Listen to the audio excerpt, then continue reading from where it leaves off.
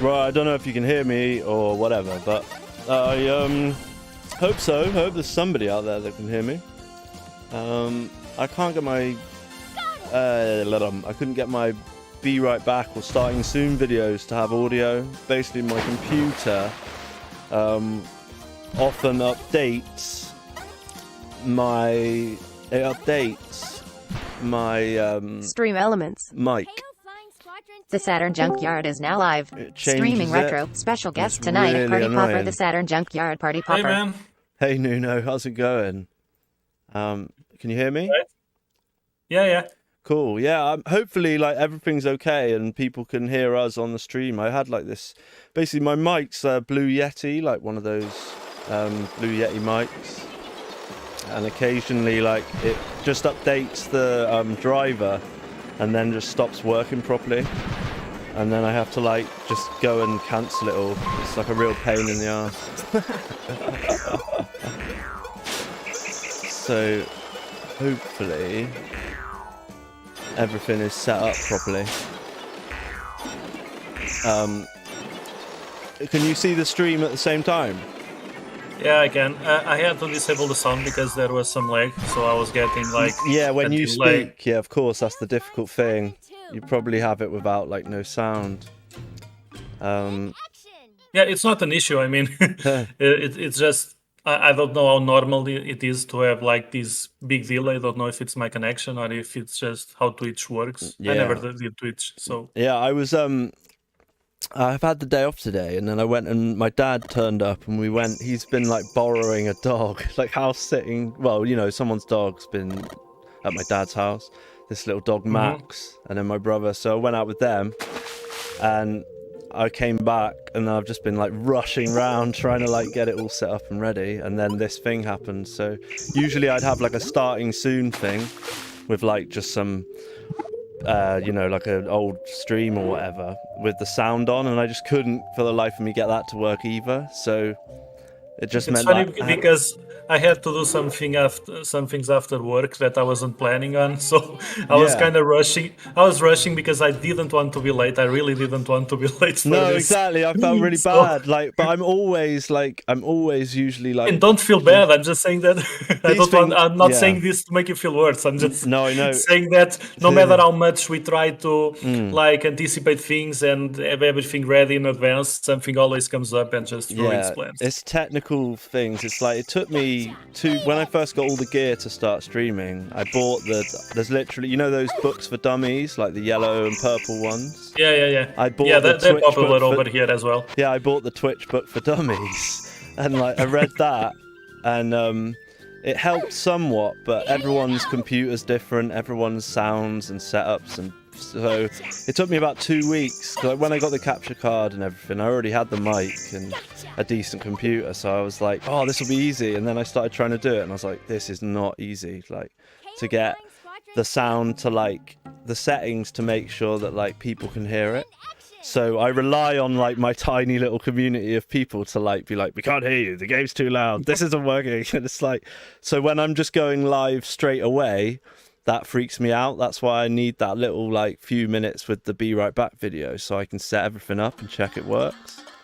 But it's all good. It's all good. I've had like so obviously I spoke to you very briefly when I was on the last Titan cast. That was a lot of fun actually. I spoke to you a bit more before we went live with the actual recording, didn't I? We were chatting about. Ironically, that's true. Yeah, we were talking about. But I found it so funny how most of the stuff, like from the beginning, actually was in the podcast. I wasn't expecting that. It's like half an hour before we talk about any games or anything.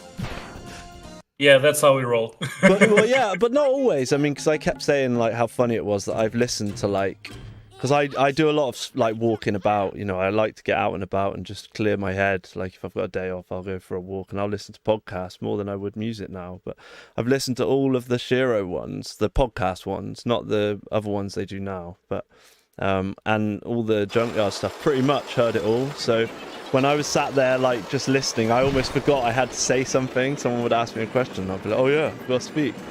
So it was cool. It was just like listening to it. But you said, I mean, yeah, there's no rule book with this channel. I mean, obviously Simon eventually was like, do you fancy sort of morphing it into the official Junkyard thing? And I'd love to do it more often, but things always get in the way, obviously. But it's nice to get somebody that's from the team actually popping in. And then you said, I think there's one of the games you said I couldn't find it on my...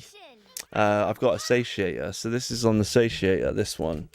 I mentioned KO2, which I'm looking at right now. Good, I'm glad that you can see it. That's a good start. Yes, no, I can confirm that I can see it. Okay, good. I also mentioned Dragonheart. Maybe that's the one you're talking about. Yeah, I don't know if that was on there. What is Dragonheart? Dragonheart is a tie-in to the movie of the same name, the fantasy movie with, I think it was Sean Connery. Oh, right. Actually, Sean Connery was doing the voice of the dragon. He was not actually playing himself. He was not actually on the movie. He was just doing the voiceover for the dragon, I think. And I completely forget the name of the actual main actor. Okay. And basically, it's a side-scrolling action game. Some platforming, I mean. Some combat. That's it, basically. It's a side-scrolling action game. And it's a game that nobody knows about, and the few people who do don't care about it. Whenever I mention it, I can only get two reactions. Either people have never heard of it, or people say it's crap. Oh, okay. And I admit that it's a very niche game, and the only reason that I like it is because I played it as a kid and it struck a chord with me. But it's just stuck with me to this day. It's a favorite of mine. And when you mentioned that we could play games, you could play games that I could choose the games that you were going to play. Yeah, Nuno picks his nose. Yeah, I should have put that. That would have been funny. I actually do that all the time. Don't tell me. I immediately thought about this too, because these are games that really... KO is more well known, at least among people who are hardcore Saturn fans. Yeah. They know about this game and it has a good reputation. Dragonheart doesn't, but they were the two games that immediately popped in my mind. So without even thinking too much about it, without going into, what games should I pick, like what would be good choices, these two just immediately popped up on my mind. So you only got one, no problem. Well, I think so. I mean, basically my Satiator has got quite a lot of games. What I did was, when I eventually learned of archive.org and how it's like gonna have, not that to be honest, I've never downloaded a ROM off one of those other sites and it's not worked, apart from once, I think, with Fantasy Star for the Dreamcast, but apparently that's totally normal because there was loads of problems with the game. But other than that, so I thought, it's archived, they're the proper things, but it takes ages to download off there, but at least you know you're getting like the official best dump of the game, if that's what they call it, isn't it, a dump? But sorry, I was just going to say, my collection's I did have loads of stuff that I just thought sounded cool and would play at some point. And then I basically cut a lot of it down because I was like, I'm not going to play that, I'm not going to play this. So it might have been one that... But it sounds like the sort of game I would have just downloaded because it sounded cool. So I was surprised it's not on there. If it's not, I mean, I'm pretty sure it's not. Unless it's got a weird Japanese name or anything. Sometimes that happens where they've got different names. I don't think so. I think it was the same name everywhere. What was the, because sometimes people like yourself and other guys in the community, like Peter Malik, often he does those quite obscure little reviews, and then that means that I'll go online and download the game and then give it a go, which happened with that Psycho Killer Taromaru one. But with, Oh, I forgot what I was going to bloody say now. There was one that I think you did a review of this really weird game. It begins with a P, like Pepper-a-Chew, or not Pepper-a-Chew, something like that. Like some really weird cartoony game where it's got like a lady's legs open and stuff like that. Does that ring a bell? Yeah, I know what you're talking about, but I can't remember the name right now. I may have downloaded. We could try that in a bit if you want, because I've never tried it. I'm pretty sure because of your thing. Because I was going through your videos when I was talking of trying to sort of get them on display via the Twitch. I think I started watching a load of your videos again, and I hadn't seen that one, and it looked hilarious, like really random. It's actually a good game. I actually liked it beyond the randomness of it. It's very unknown, right? Well, I mean, because I don't know a lot of stuff that's popular, but you know, there's like I didn't know about that Psycho Killer game, and I got chewed out by some people that were laughing because I said it was like no way, quite an obscure game. Yeah, they said it was like one of the most famous Saturn games, or like. But I mean, I thought it was the rarest. or the most expensive. I didn't think it was that popular. Like. But, okay, excuse me for the moment of silence, but I was just looking up on our channel. Silence is good. I need to learn to be more silent myself. So. No, I don't mean it like that. I do. I was just saying I was looking up on our YouTube channel, looking for that video, because I just couldn't remember the name of the game, and it's called Pulirula. Right. I have no idea how that's pronounced. But did you say it's quite a quick game to complete if you know what you're doing, or? Oh yeah, it's really short. Even if you're playing it just for the first time, it's an arcade game through and through. You can beat it in like, I can't remember from memory, but maybe something like 20 or 30 minutes. What happens if you get 100 bunny rabbits then, Nuno? Something happened there. Do I get an extra life? Can't remember, man. I haven't played this in a while. But just going back to Silent Kid Taramaro. Yeah. I think that's actually not very nice on the part of the community.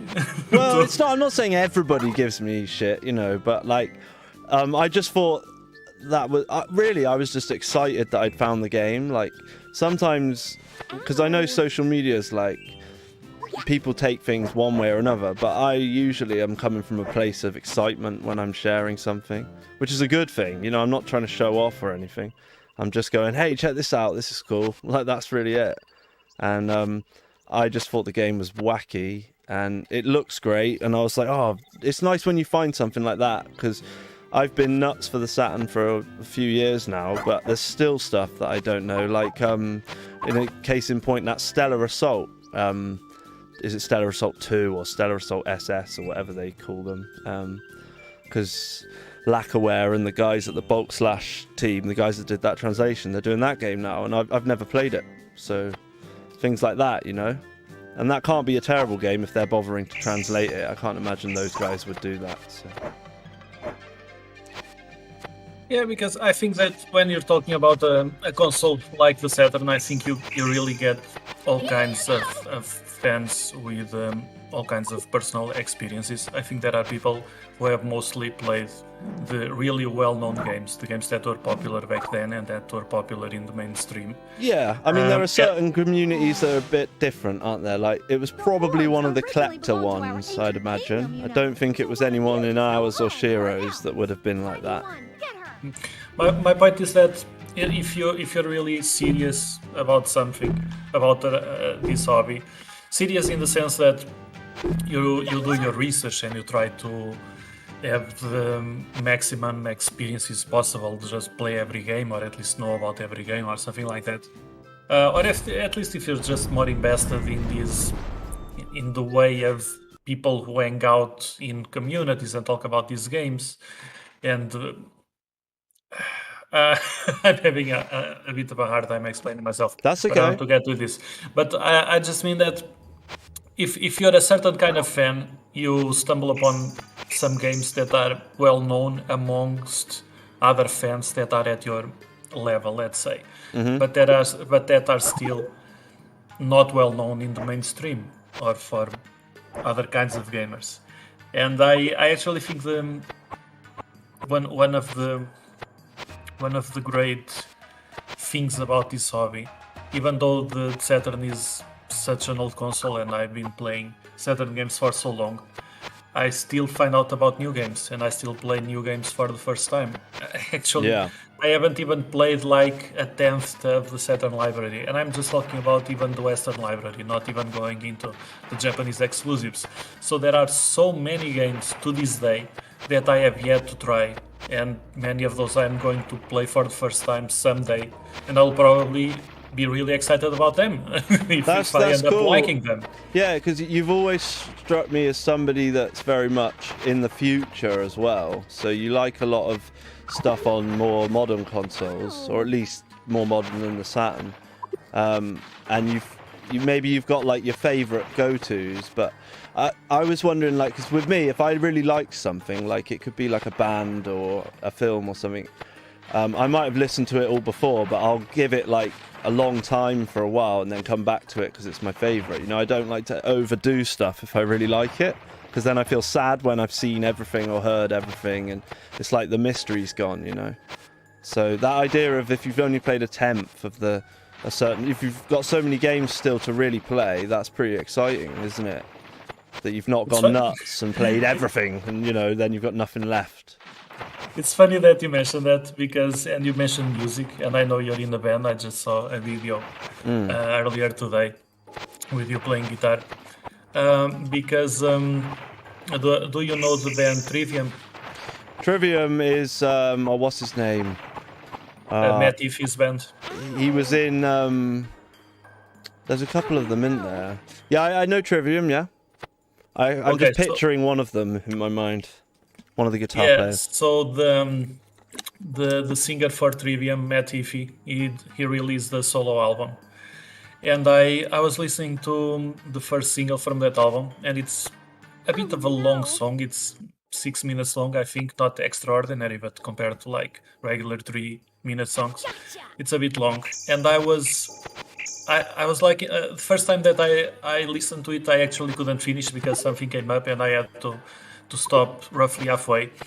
And then the second time that I listened to it, I listened from the beginning and I stopped halfway again. And for a while, I listened to it maybe 4 or 5 times and I only stopped halfway. And I can't really explain why. It's not something that I do regularly. But I think I got to a point where I like the beginning, the first half of the song so much that once you get to the solo and the other parts of the songs, I didn't want it to finish, and I didn't want to ruin the surprise. Yeah. What the rest of the song was going to be like. Yeah, that's crazy. Was really weird. No, that's exactly what I'm talking about. Yeah, there's probably some fancy word for it, but there's something to be said for not overdoing it. I mean, if you're a kid, it's hard to do, but then you wouldn't necessarily have access to all these things or know how to set up an ODE and have a billion games to play. But it is a bit funny if you've got... It can be difficult sometimes to know what to play, which is why having the Twitch is good. I kind of just use it for my own time to play games, to be honest. And it means I've got a lot out of it from just being really... I've completed a lot of games, and I was somebody that used to get stressed. I used to play a lot of... Before the retros thing kicked back in, I was playing loads of PS4 and things, and I'd get annoyed that I had all these games and I just hadn't finished them. But with this, it's like you don't feel so bad, you know. And, early on in the podcast, you mentioned. Sorry. No. Carry on. Early on in the podcast, you mentioned how you felt bad for not being more regular with your. With the actual streaming, as if you're somehow failing the project or something like that. I know, yeah, exactly. But because I guess to some people they ask me like, "Oh, how many fans you got? How much?" Because they don't understand. It's a niche within a niche, basically. And I always joke that if I was a girl and I had a nice rack on me, then like it would be a lot easier. But I don't do it. I don't do it for the money. Although I did get in trouble with somebody because a nipple got exposed. Oh no, it wasn't even that. I just didn't have a shirt on because it was like boiling hot and it was the summer. And this is in an attic I filmed. So, and this guy, I mean, he's a really cool guy, and I think I follow him on Twitch and everything. But I was just surprised. I couldn't tell if he was joking or not, and I don't think he was. Like, he was like saying how, almost saying it was like I was trying to get views, and I was like, dude, I'm not trying to get views by like not having a shirt on, like some skinny white dude from the UK. Like, I'm sure that's some people's boat, but I just thought it was really funny. I mean, there are kinks for every... Exactly, you know, I've always thought you could do... Guys could easily do OnlyFans as well, but you just have to come to grips with the fact that your fans are going to be blokes called Terry who are, like, riding a truck or something, you know? And they're like, oh, yeah, Tom sent me another pair of his pants, you know? It's not going to be like you're going to get loads of female fans. Unless you're like Jared Leto or someone, then I suppose you're okay, but... But just to finish my thoughts. Yeah, carry on. I think we of the Saturn Junkyard, I think we do this first and foremost for ourselves and in our own rhythm, our own flow. Oh yeah, definitely. We've definitely each got a flow, and it's a more relaxed environment, isn't it? Even the Facebook page. And I think that's the point. I mean, as you mentioned, this is a niche within a niche. I mean, you could have high hopes for this, and for example, Shiro guys do have, and they make an outstanding work. They're incredibly regular, and they really give it all, but they treat it kind of like a second job, I think. Yeah, they really have like sort of become what do they call it? A media group. Yeah. And they're sort of like, they're kind of like what Retro Bob is, but just for the Saturn, aren't they? Like Retro RGB or whatever. It's very much like it's more news based, and I think that's great, but I do miss their podcasts. I have immense respect for them and for their work, and they definitely deserve every reward from their hard work that they put in. But I personally, I couldn't do that. Not in a million years. I just couldn't. That's not what this means to me. No. This is a personal thing, and there are times when I'm more active. There are times when I'm not. Exactly. Right now, the YouTube channel is going through a very dry spell, a very long hiatus. We still keep up with the podcast, not with a regular schedule, but we still do them somewhat regularly, and I love doing them. I mean, even that takes up quite a lot of time. I mean, maybe it isn't usually 3 hours, but it is just to get everyone in one place. It's similar if you're in a band, or even if it depends on your age and your responsibilities, I suppose. But to make this kind of thing a job, like, I wouldn't probably be playing Saturn if I was doing it for money, you know. I'd be playing, but then I guess, you know, there's ways around doing things properly to make money, but it's never been about that. Like I said, I literally it turned out that it was nice to do, mainly because it's like I stuck to it when I was, you know, I'm not somebody that, I'm quite good with technology, but I don't enjoy a lot of the process.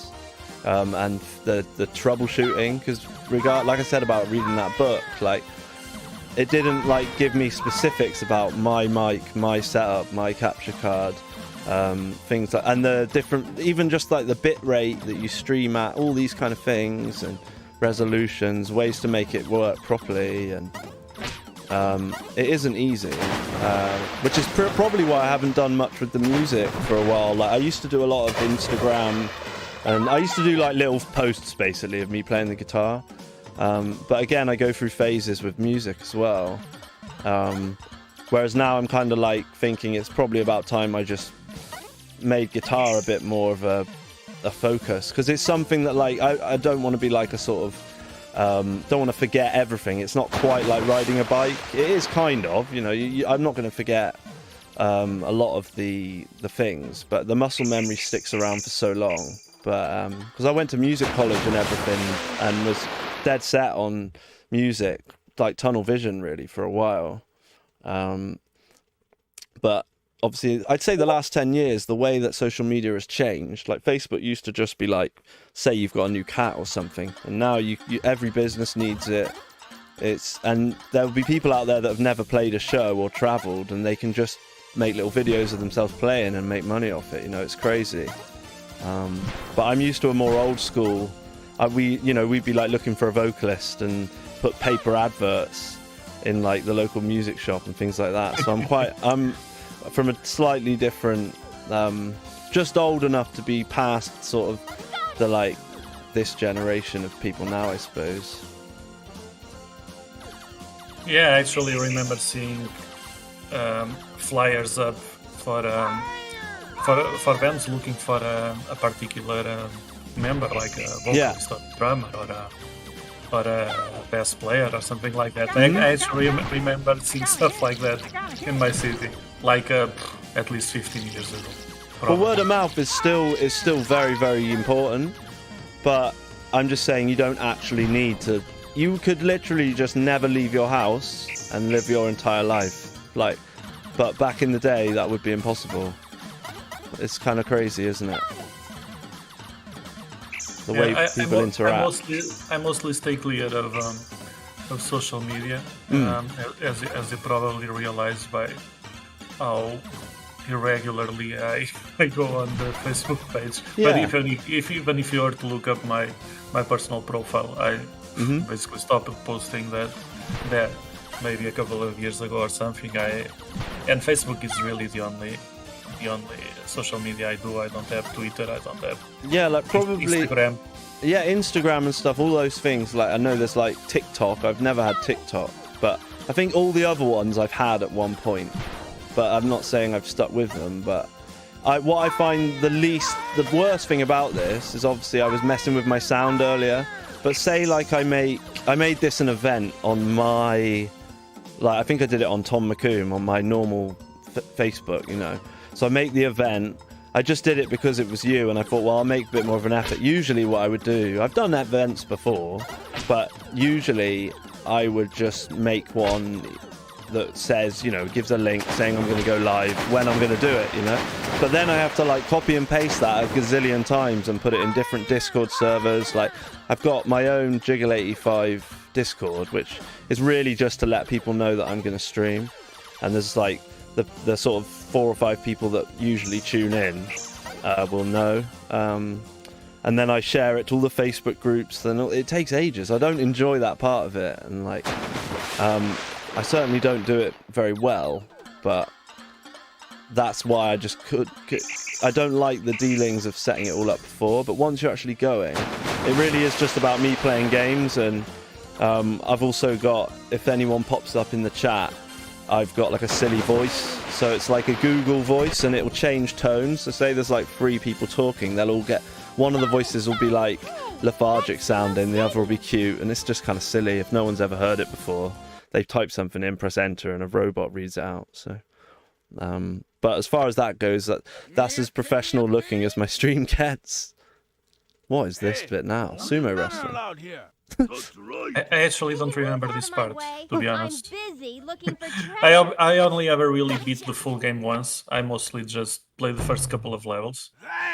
Yeah, it's pretty zany. So there's a lot about this game that I actually don't remember. And I should probably replay it. Oh, is it another boss? Whoa, my movements seemed different then. What happened there? Okay. What's over here? Nothing. Oh no. Right, okay. So I have to jump on him, surely. And dodges. Or get what's in there. Oh, what? I'm going to have to go right back to the beginning. How do we open this? I have to jump on it, don't I? It's the first time I concentrated all stream. Usually so. Yeah. Because if you've got a weapon... Sorry, what was that? I was just saying that the boss is so close to the box that jumping on it seems to be kind of hard. Yeah. Without touching the boss and dying. Hey, only men are allowed here. It's cool that it's got English voices Can as you well. move out of my way? I'm busy looking for treasure. Gotcha. Alright, so we took that one out really easily. Then he squashes that one. That's it. I'm gonna squash you flat. He actually did say squash as well. Watch your mouth. Right, quick. Come on! Oh no, I've lost it straight away. Get it. Ow. Oh dear. Right. Gotcha.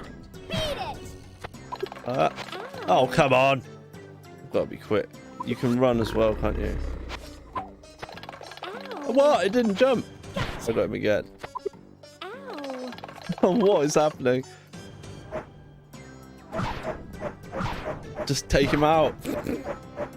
Oh, whoa, that was pretty amazing. I like that animation. No! What is he doing now? He's got a pencil. What on earth? Oh, wow. He's going to take me out now. Can we bounce on his head? Oh, dear. Ow. Gotcha. Oh, he's being sick now. What on earth? This is brilliant. I've never seen this. The effects are really good. Ow. Gotcha. Come on, then. Oh, he's throwing up again. Is that it? Oh, whoa. What's happening now? Jesus. That's it. Seems like. Minus 33 points. I don't know what that... Well, Oh, that was... don't worry about that. That- I mean, as long as you beat him. I've never seen some of those effects were really good. I've never seen those before. Oh yeah, I think this game is graphically, it's a powerhouse. I think. Does this use the 4 meg RAM card, this one? No, it plays on a standard console. Does it? Okay. Well, I've got the 4 meg RAM card in just in case. I thought maybe it did, but I mean, I don't know if it like takes advantage of it as an option. Some of them I know do, that yeah. at least you can fully play it without it, but I don't know if it takes some advantage of it. that's crazy then. Some of the effects there.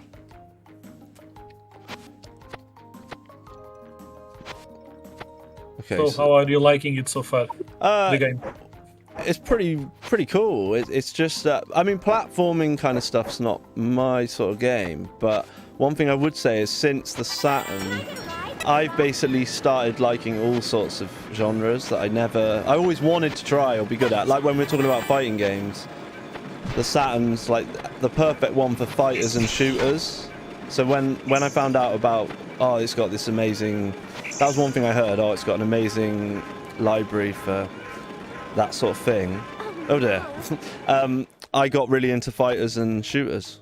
So platformers is one on the list, really. Like a style I've had a little go on, or a stall, whatever you call it. A style. That's as far as I go, I think, with platforming. Obviously, that, Style found it a bit hard, to be honest. yeah, isn't like the Japanese version's easier than the American, isn't it? Like you get more continues or something. I think. Wow, I think I don't think I played Japanese version. Oh right, well so the Japanese version you get 5 credits or 5 lives. Obviously you only get 1 life, right? Or you get 1 continue, don't you? So I'm pretty sure that's a thing, yeah. So if you play the Japanese version it's easier. Because you get to, they made American games harder, that's like a thing apparently. Oh yeah, that was kind of like a fad, doing the Western versions harder, which I never really liked hard games when I was a kid. In fact, I could say that it was kind of a beef that I had with this generation, and actually mostly the generation before, like 8 and 16-bit games were so insanely hard. And that just pissed me off that... You want something to be accessible, yeah. Yeah, I mean, it was hard to get a hold of the game. Games were expensive, and over here we couldn't just rent games like you could in some countries, maybe in Britain, I don't know. I know that in the US that was a thing. Yeah. In here it wasn't, so you really had to buy games, and they were insanely expensive because they were imported and they were completely inappropriate for our wages. They weren't adjusted for the kind of money that we had over here, so they were really insanely expensive. And so you'd like beg your parents and wait months or a year until your birthday or until Christmas or something, and you'd get the game, and then you'd get stuck like 2 or 3 levels in. Yeah, you want it to be easy. Bullshit. Yeah, because then you're going to lose interest depending on your age, if you're just not going to be able to get past it. And it was just frustrating knowing that there was something more about this game that you couldn't access because you weren't good enough. Yeah. Well, that's a bit like, I think the hardest game I've played that's not even an old game is Xeno Crisis. Like, I haven't spent that long trying to improve at it, to be honest. But every time I pick it up, I don't get very far on the hard difficulty anyway. Like, even easy difficulty doesn't seem that different. Don't know if you've played that one. The sort of Smash TV kind of game. What was the name again? Xenocrisis. So it's like Bitmap Bros did it. It's been on like every console, I think. It's not ringing a bell. Let me Google it up real quick. Yeah, it's like a top-down shooter. Like, it's meant to be a twin-stick shooter, but most of the consoles it's on don't have two sticks. I've got it for the Mega Drive, and I love it. I think it's great. But if you're on your own, ring a bell. Oh, okay, yeah, it's a pretty cool game. But like, that's an example of something really super hard. And people, it's a bit like what people did with. Apparently, people complained about the first Panzer Dragoon game being too difficult, and they obviously, because I found that when I played the second game, I just breezed through it, and that upset me because I'd spent so long to complete the first game. But I need to give that one another go, really. Well, it looks like I'm going to be dying soon, doesn't it? This is... Maybe you should stay back a bit instead of trying to move forward. Oh, okay, so stay on the back of the coach. Or maybe on the... I mean, I don't know how far back you can go. Oh, you can go to the... Oh, okay, I think that's enough space for the barrier to kind of go up again. Yeah. I mean, it's easy when you're just watching. It's easier to, like, Hey, no, it's fine. Think about this stuff. When you're actually playing it, you're kind of a bit more stressed and a bit more, like, focused that you don't even think about. Well, I'm barely focused, so I don't know whether it saves your place when you come back again or whether you have to start again, but like, I've kind of got used to the difficulty now, like, where I like it to be tough, even though I've got so many games that I didn't buy. Like, yeah, I'm annoyed if a game's too easy, but I know what you mean. There's a middle ground, isn't there? But yeah, no, we can take a look at you can have a look at my list. What usually happens when that'll get people chatting away in the chat, you see. But I've usually got this speech chat thing working, but let's have a look. So we didn't get to the swimming level. That's the one thing with the satiator. You have to physically... I'm pretty sure there are ways to... I'm sure there's fancy ways to mod it so that it can switch itself back to the menu, but I haven't done that. I've just got the boring one that looks like Windows 3.1 or whatever. It just looks like this. But yeah, I don't know if you knew, but I'm basically using I always use the 3D pad most of the time. I just like it. It's really comfy for me. And I use the satiator most of the time unless I've got the game and I want to show off the book and all the rest of it. And I've got, this is a Model 1 Saturn, and it's in pretty good nick. But I've had the power supply, I've changed the power supply. But it's not a Pico, it's like a Kaiko one. And some people absolutely slate Kaiko. And I don't use all their stuff, but I've got a Pico in my Dreamcast just because I'd already spent money on like a Noctua fan for it as well. So I've got a, what's it called, GDMU in that. So yeah, you can see my list isn't like every game ever. It's just like well, there's a lot of games there already. There's a few, but what did you say it was called? I've got Dragon Heart. Yeah, so it's like one word, just one word, Dragon Heart. Yeah, see, I've got Dragon Force, but not Dragon Heart. Yeah, it's not there. But I've got what was the game? Wasn't Dark Legend? Wasn't that what you were talking about the other day? Is it right? Was that fighter game? Am I wrong? In the podcast? The fighting game in the podcast. No, it was Golden Axe. Ah, right, that's actually cool. What am I thinking of then? So I'm thinking I'm going to put that on just to show you now, because this is I think that's the game that I thought had the pirate in it. So I've got that wrong. So we'll play this for like 2 seconds and then see if it's the right. No problem, man. See if it's the game I'm on about, because no problem. I gave people wrong information in the podcast. I basically was like, I think I was talking about this game, and how people said it wasn't very good. Actually, no, hang on. What is this? What is that? What? This is what's fun, though, you see, because there's random things on there. Right, I don't know if I have played this, but let's check this out. Okay, I can't read that quick, jeez. Oh, doesn't give you very long, does it? Usually you get ages to read all these kind of things. Cunning plan. The reward would be unimaginable. Victor would be endowed with incredible abilities. See, what? Oh, I've come back to this now. Thousands of fearless warriors would. I feel like we've gone to a weird. Are we in for an interlaced signal or something? I think this is it. I just probably press start. Are you strong, wish enough to triumph in the ultimate final challenge? Oh. It's a Data East game. There's got to be a pirate in it. Come on. I quite like this music though. Okay, I really like that music. Yeah, I think this is what I'm on about. Should we just see?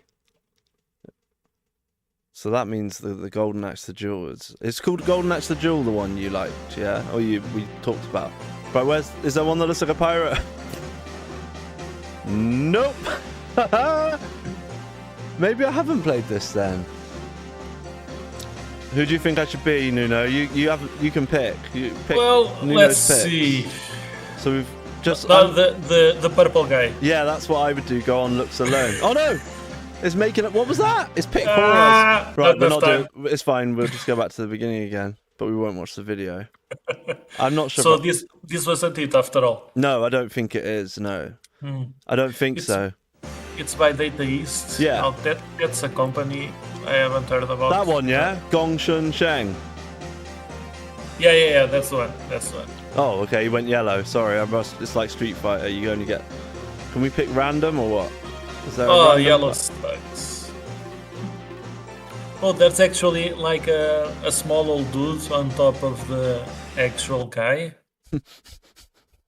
This is so weird. So I don't know if I've played this before. It's not ringing any bells yet. Well, let's see. It kind of reminds me of a Neo Geo game so far. It looks good. It's got very nice graphics. But it might play like rubbish. Who knows? But oh. Round one, fight! I'm tiny! Right, so I play as the little dude, do I? And then this massive green guy's behind him. Okay, so I've got like a Hadouken type thing. Oh! It's kind of choppy. Minutes. I don't know if that's coming across, because Twitch does some magic to the stream, but it always makes everything look way better for the viewers than it does for me, but... Oh, he picks you up and throws you as well, does he? Right. So far, I like the art style and I like the music, but the gameplay, it feels almost like a 16-bit. The way it's certainly not 60 frames a second. Can't be. That jump there is kind of weird. But the music's fun. It's so like 80s, early 90s. Those like keyboard stings. The graphic style is interesting because the characters are like the usual pixel art for games. Yeah. But then the actual backgrounds seem to be digitized to be like pictures or hand drawings. Yeah, I see what you mean. And there is a bit of scaling in and out as well when they jump in the air and stuff. Especially when you get to the edge of the arena, to the limit of the arena, you see these things on the edge of the rooftop. Oh yeah. It's actually yeah, definitely when it zooms out and you can see the like it looks like a dojo down there, doesn't it really?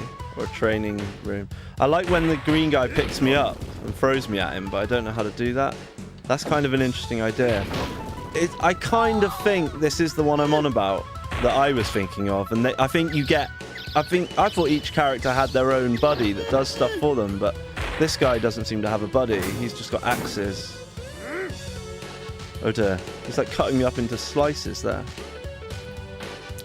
But like, while I like there's something jerky about the animation. It could be a little smoother, but I actually think it's not too terrible.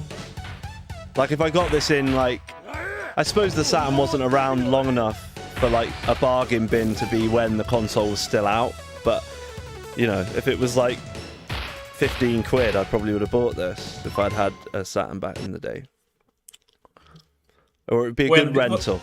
When did you get into the Saturn? So literally, I think if I'm right in saying, I can't remember when the first lockdown was, but literally before the first lockdown, just before the first lockdown in the UK.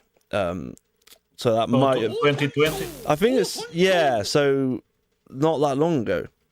So it would have been like end of February, and so originally when I got in touch with Simon about a couple of years, it must have been a year and a half ago or something, and I was like, oh, I'd love to like write for that was my first little inroad, was I was going to be on the blogs and stuff, and I started doing it, and I still am like a blogger. I've got access to the blog thing, and I've written about 7 different articles that aren't finished. That's why I found this a lot easier, because I don't have to finish anything. I can just do whatever, and it's me contributing in some way. And I've done a couple of mini reviews like Malik does, where I just write quite a long blurb and put a picture up. The last one I did for that was a while ago, though. That was Night Striker S. But I was going to say, he said, don't write a magnum opus as your first one.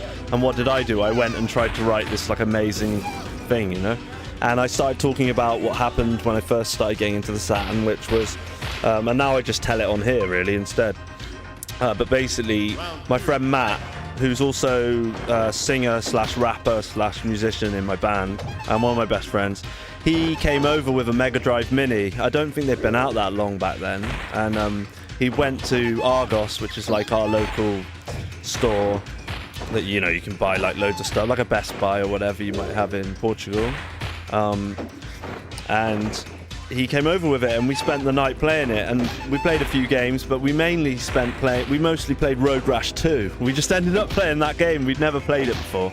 But I never owned a Mega Drive or any Sega console. I had a Tiger handheld that I spent all my pocket money on once, and that was it. And I was mad into Sonic because it was on TV, there was a sticker album, and one of my friends, Henry Willicombe, when I was 2, he was like my best friend. I remember playing Streets of Rage 1 at his house, and probably Sonic, and then my uncle at Christmas had Master System 2, which I always think looks like a Hoover. Like if you just stuck a stick in the top of it, that Master System 2 just looks like a Hoover, like an old Hoover. And I played Master System that weekend at Christmas, and that was it. I never got one. We got an N64, that was our first console. We had a PC, and we had like an old Amstrad with floppy disks, and played Alley Cat, and occasionally got into Leisure Suit Larry if we answered the questions about presidents from the 80s right. It was like this multiple choice thing. But yeah, so after the Mega Drive Mini, I got one myself that week. I started modding it, watching loads of top 10 videos of all the people you can think of that do that on YouTube. Then I thought, what's this Saturn? You know, that was the one afterwards. To me, the Saturn was the one next to the PlayStation in the catalogue that I didn't know what it was. And I thought Ghost in the Shell was on the Saturn, because that game was advertised next to the Saturn in the catalogue. And so it was just this weird looking black console. So I started playing Burning Rangers, emulated that with Yabause or something, and got a Retrobit controller, and then started wondering, is this what it's meant to look like? I don't know if it's working properly. Played a bit of Burning Rangers and a bit of Knights, and then just got my first Saturn myself off eBay with an Action Replay. It was a PAL one, and then I just went absolutely nuts and started buying up different Saturns, different games, and it's just gone from there. By the way, let me just say that the background from this stage is clearly digitized. It's like they drew it, made it outside of the game, and then kind of scanned it and put it into the game. A bit like Mortal Kombat, sort of. Yeah, exactly. There's some of that stuff. They've got what's it called, Shang Tsung or whatever. The guy that sits, that's very like this stage, isn't it? He's sat there, and I think on the arcade version, or maybe the 32X version as well, and the Sega CD version, his eyes move and his head moves. He looks at you fighting. He watches you during the tournament in a place like this. Incidentally, that's another series I really like, it's a bit like what we were talking about. I love Mortal Kombat as a series and a franchise, but I don't know much about all the games. I don't play them that much, but it's something that my brother was more into as a kid, and we liked the first film, we liked the music in the film, the first motion picture, you know, and yeah, I saw the both movies. the very Both original 19 one. movies. Apparently Yeah, the yeah, newer yeah, yeah. one's supposed to be really good, and from what I've seen of some of the Mortal Kombat games, I mean, I've got Mortal Kombat 11 and it looks incredible. Apparently, like, all the videos are like add up to about 2 hours or something. It's ridiculous. Wow. You can watch them all if you just want to watch the videos of all the characters.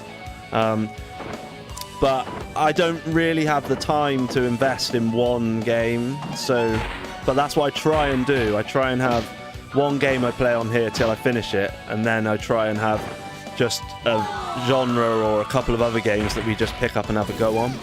But that format's kind of fallen on its arse now because I'm just busy with other things all the time. So now but people seem to like the people that do tune in seem to like it for whatever it is. I mean, and it wasn't long until I got this like affiliate status, which doesn't mean anything. It basically just means that 3 people on average have been watching you at once. But that to me sounded like that. I knew that was going to be really difficult. It's a lot harder to do that than it seems. If you're just an absolute no one. To get 3 people to stick around watching you playing Sega Saturn, Dreamcast and stuff is quite tough. But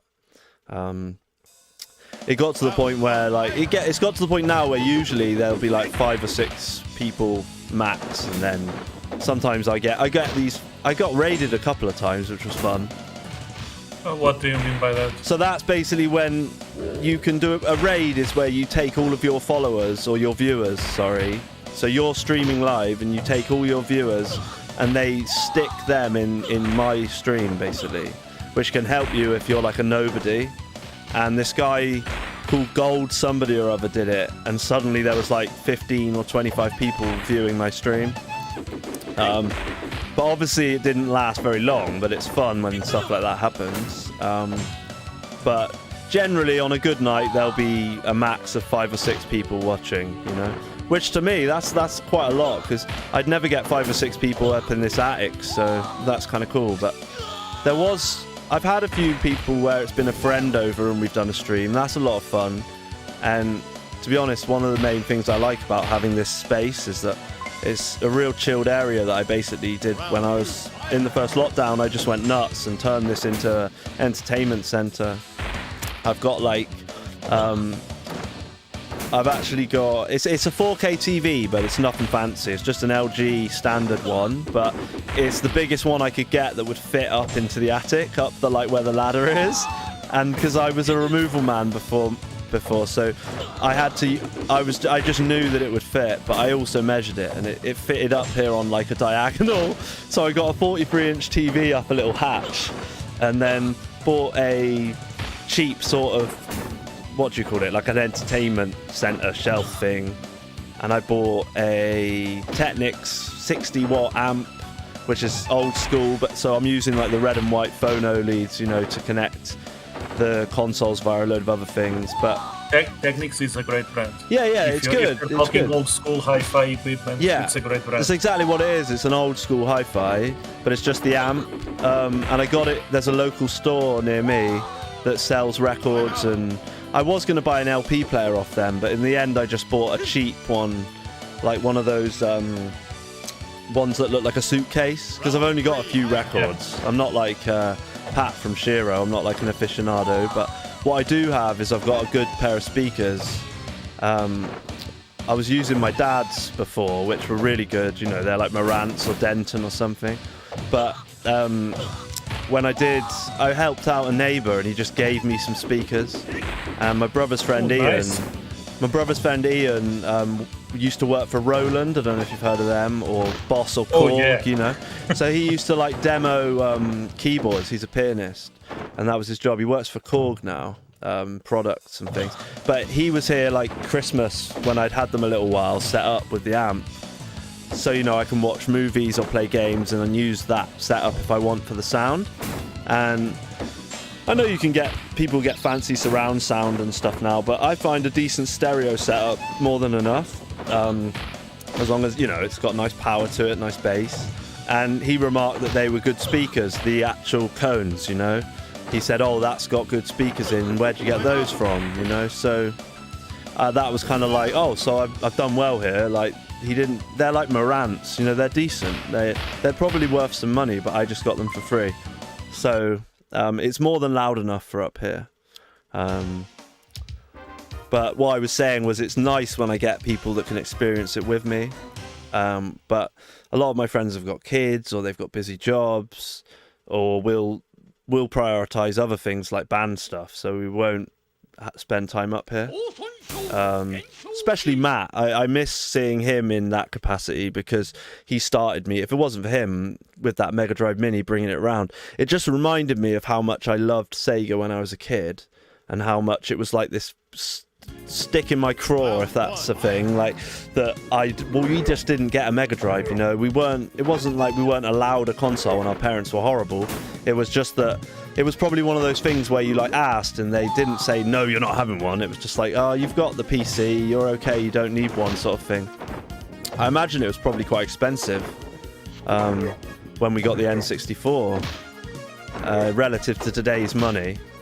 So when we finally got one, it was also because our friend's dad worked at HMV. So I think my dad got like a deal, so we got the gold controller, a yellow controller as well, and GoldenEye, like the gold controller box set, and that was our first console, So I think I got a PlayStation after that, GameCube, PS2. So I was always a gamer, but not really. I wasn't that much into online stuff until just before doing this, basically. I did play some online stuff with a few friends. So to do the streaming was kind of like that. It was a no-brainer for me. I didn't mind meeting new people and chatting to new people online. But I haven't gone back to those guys and played. I don't really play anything modern.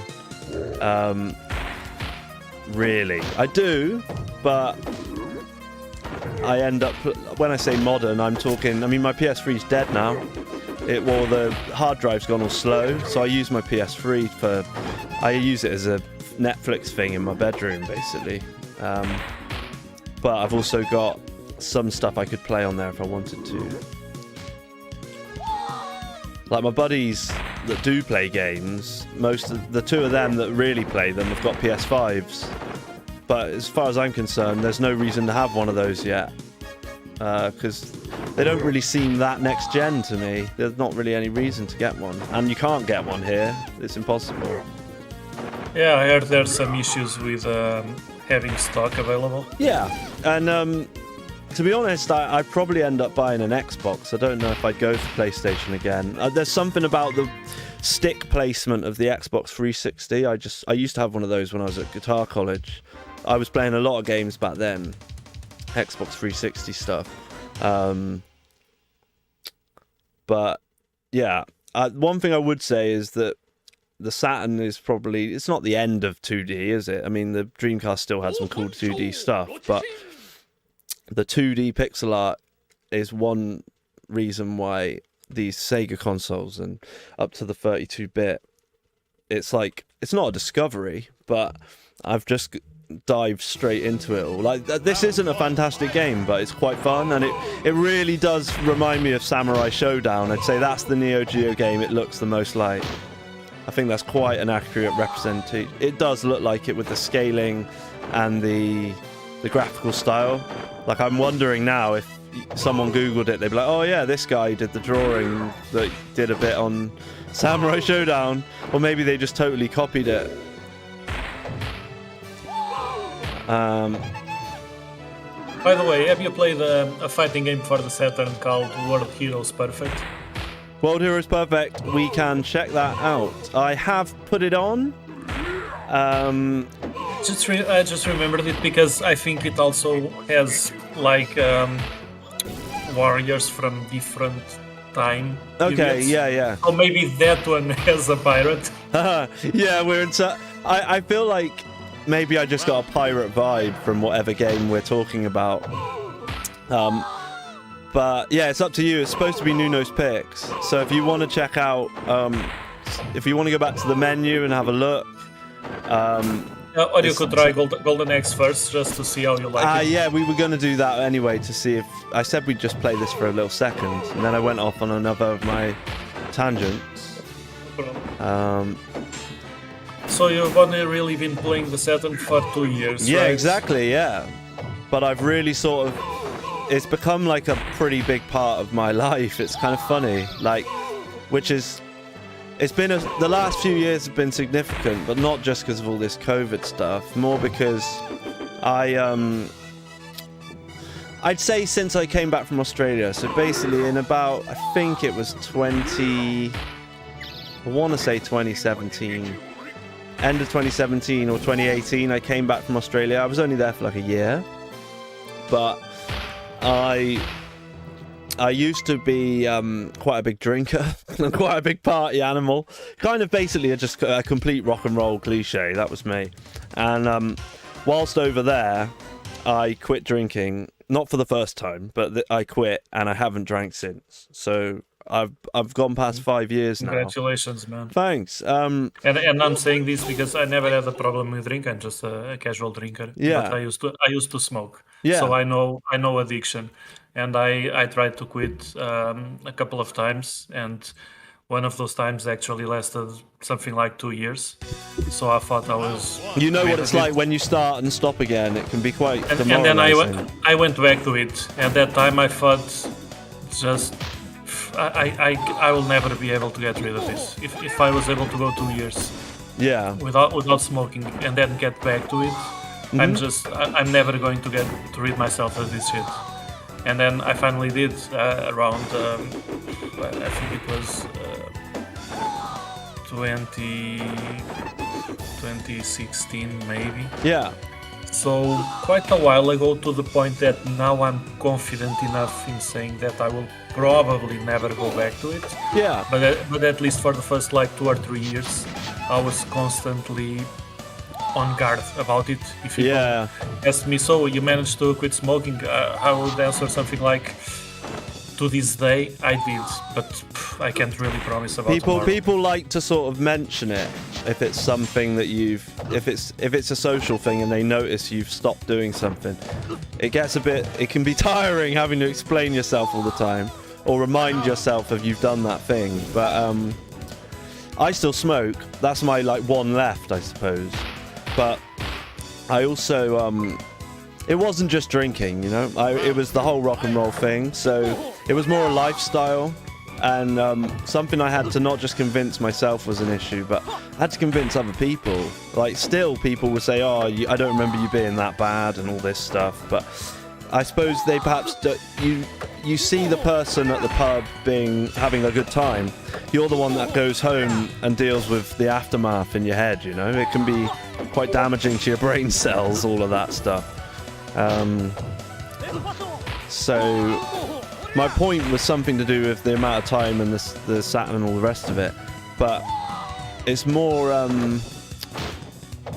So as well as that, I was also finally, after years of suffering with I probably just self-medicated. So I'm also very honest and open. I talk quite frankly about all my stuff, which can make some people uncomfortable, but here at the channel we just chat about whatever we like, which I find with the Junkyard is quite well accepted too, so I always like that about it. But the main thing was just, so you're struggling with one thing, and to be in Australia, I didn't do my best there, you know, I wasn't my best self.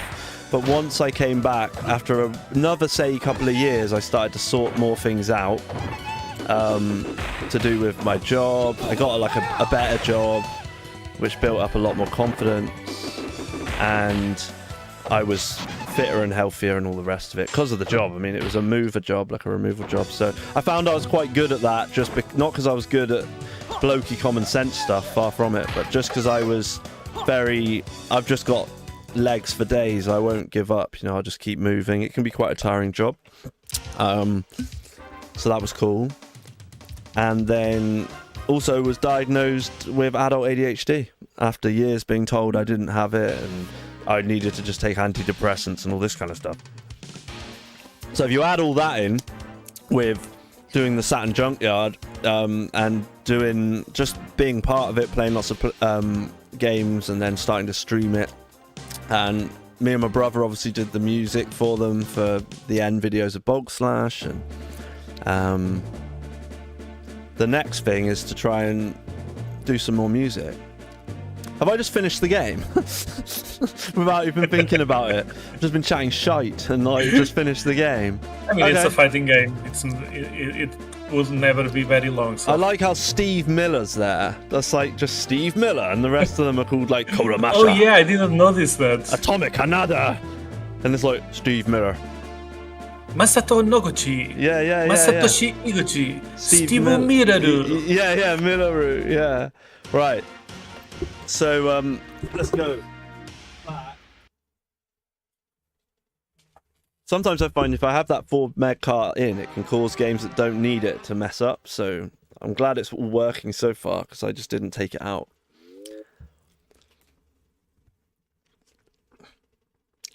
So yeah, you're right. Yeah, it's only been a couple of years.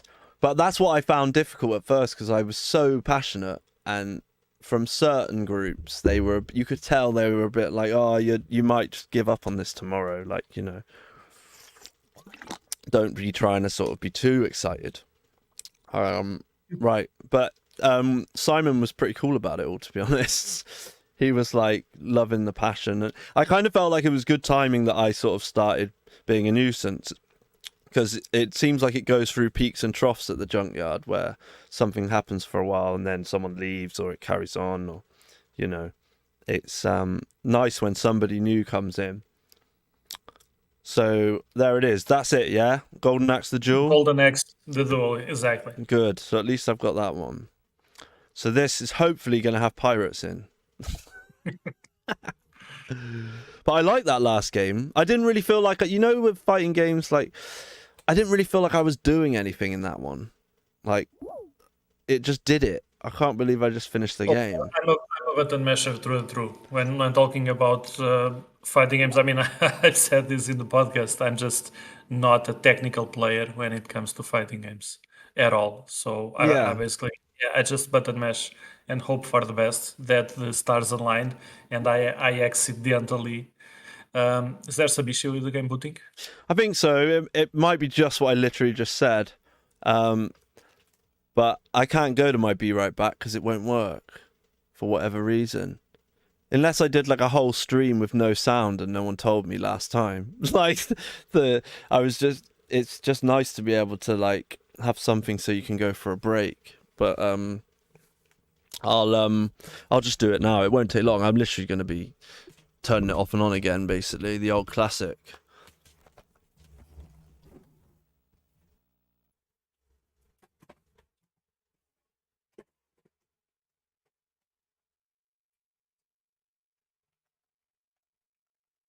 Yeah, I took the 4 meg out. And put the other one in and turned it back on. There's my 4 meg cart. It's getting a bit. It's one of the carts I had to wiggle quite a lot sometimes to get that one to work. So my point is, with you, like this being a new hobby for you, I think you shouldn't like feel pressured into, getting up to the level of people who have been playing Saturn for 20 or 25 years and like feeling like unless you know every major game that people know and play and talk about, that you're somehow less of a fan. Yeah. Or, I mean, fuck that shit, man. I mean, I think the great thing about being this new is that there is so much fun games to explore and to find about. I mean, it kind of reminds me when I first had the Saturn. I mean, if the game is not working, just try something else. No issues. I've played it on here before. I must have. It's really random. What's that noise? But anyway, just what I was talking about. So it kind of reminds me when I had kind of like two phases with the Saturn. First, when I was a kid and I was just exposed to really mainstream stuff because there was no internet. I mean, there was internet, but I couldn't access it. So my exposure to games was limited to the game store and commercials on TV and on magazines and stuff like that. So I only ever got familiar with a very, very small slice of the whole Saturn library, just the very popular games in those few years that I actually paid attention. Some games were very popular, but like a few years before, so I completely missed them. So my idea of the Saturn and my knowledge of the Saturn library was really, really small. And then when I got back into Saturn in my late teenage years, early adulthood, I finally got online and could finally access the whole of the Saturn library, like talk with people and go read the best games list for the Saturn and read reviews, watch videos. So I was finally exposed to like all of this information and all of these games that I just had no idea existed, and it was just so exciting. I mean, it was just like a whole new world opening up before my eyes. It was so amazing. So I think you still have so many games ahead of you to find that you should take your time and like appreciate them and don't feel pressure to and never feel like embarrassed to talk about a game that like everyone else has played and knows about. I mean, it's new to you, and that's the only experience that really matters to you. And even for people that have been in the hobby longer, I think that's actually great to have like new blood to kind of reminds us of when we ourselves first discovered that game, when that game was new to us, and what did that feel like? Yeah, I mean, yeah, you're right. What did it feel like at the beginning? Does it make you like feel? It makes you happy if somebody new is like expressing, "Oh wow, this is so cool." You know, that's a good thing, isn't it? Really. And sometimes with more popular games, you kind of dissect them so much to the point that you know every little trick, every little quirk of the game, and you know it back to front to back, inside and out, that you kind of you just forget what it was seeing the game with fresh eyes and from a new perspective. And I think that's important to kind of be reminded of that.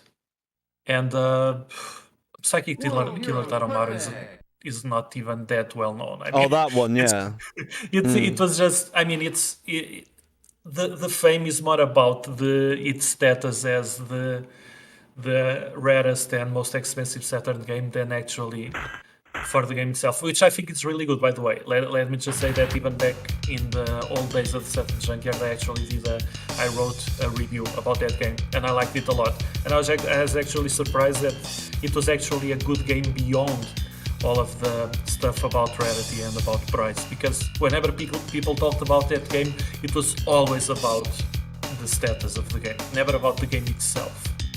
So back then there weren't even that many people that had actually played the game, or at least were talking about the game itself. It was just about the rarity, about the price. So yeah, I'm just it's awesome that you had that experience and could play that game that under normal circumstances without, you know, it's a Japanese game, so imagine back then being able to play that game, a rare Japanese game, impossible. It's thanks to the internet being able to know that the game exists in the first place, and then having access to a copy, a backup of the game. So it's kind of a miracle that you get to enjoy that game, and it actually is a good game, very original, very unique. The gameplay was really something else. Yeah, this is I've turned this one on before. You know, I switched it on, but not given it much time. I've got one of those Neo Geo Arcade Stick Pros as well. Neo Geo's kind of like a mystical being to me. I'd love to have one, but I'm never going to buy one. They're too expensive.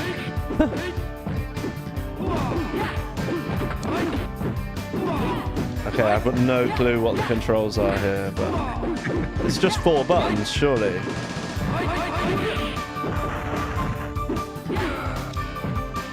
One thing I do like though is on King of Fighters 95, which again I'm awful at. I said that in the podcast, I think I did.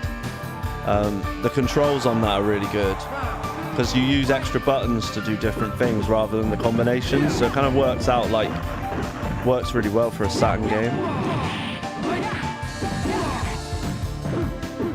The music's pretty awesome.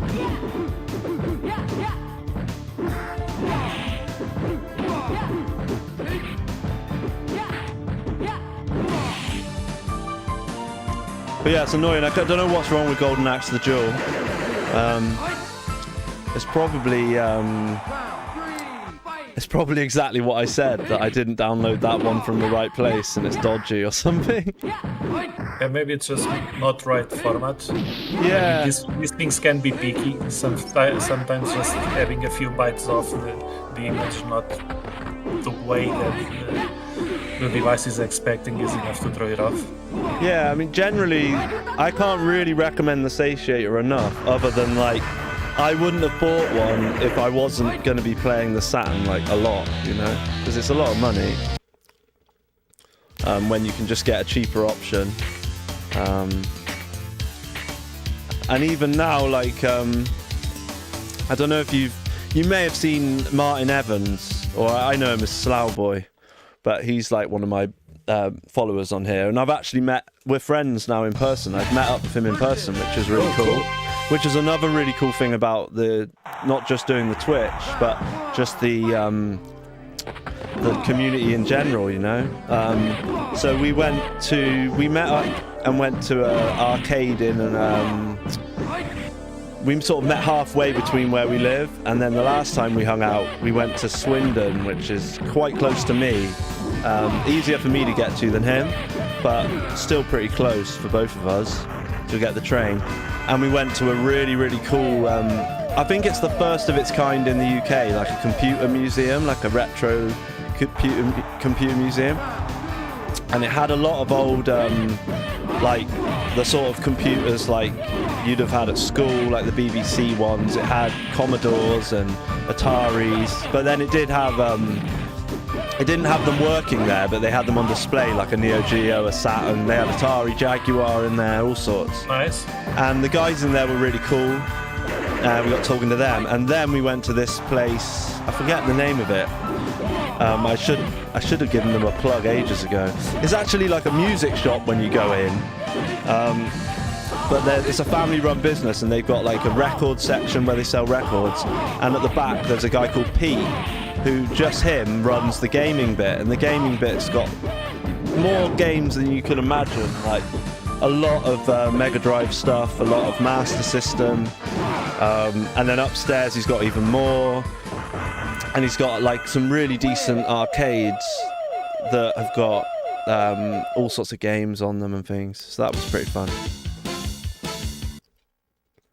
But I forgot why I mentioned Martin, but yeah, it was, I do tend to sort of, sometimes I chat loads and I don't focus on the game. If we've got like a goal in mind and we're playing like, what was it we were playing, Panzer Dragoon Auto, and I was just terrible at that. But I was loving the fact it was really hard because the second game on Saturn was so easy compared to the first one. That's like those are my proudest moments probably, completing Guardian Heroes and Panzer Dragoon on normal. There was a game you mentioned. Was it this one? Yeah, Guardian Heroes. I'm thinking of another game now. No, I didn't mention, but I am a big fan. Guardian Heroes is awesome. You like this? Yeah, I like Guardian that Heroes, yeah.